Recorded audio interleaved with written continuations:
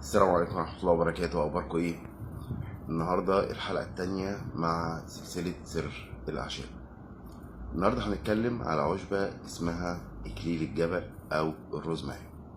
إكليل الجبل أو الروزماري من الأعشاب المهمة جدا للجسم كله.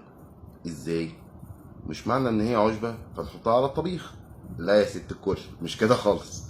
بالعكس، غير ان هي بتتحط على الطبيخ كبهارات او نوع من انواع التوابل، لا، دي من ضمن الاعشاب اللي بتقوي الذاكره جدا، ومن ضمن الاعشاب اللي بتقوي الدوره الدمويه. واحنا قلنا قبل كده ان اي حاجه بتقوي الدوره الدمويه معنى كده انها بتوصل لفروه الراس، فبالتالي بتقوي الشعيرات الدمويه، بتقوي الدوره الدمويه اللي موجوده في فروه الراس، فبالتالي بقوي البصيلات، امنع التساقط، بل بالعكس بزود الانبات، اللي شعره خفيف، اللي شعره ضعيف، اللي شعره بيتساقط. طيب ازاي بنعمله؟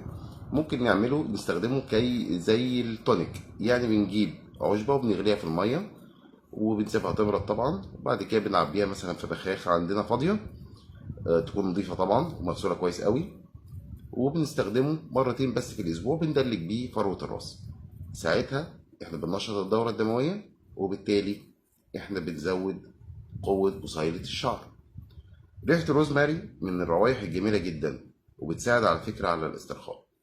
لو عايز تعرف كل المعلومات عن العشبة دي اللي هي الروزماري، اشترك معانا في قناة اليوتيوب، هتلاقي الرابط بتاعها في أول تعليق في الفيديو.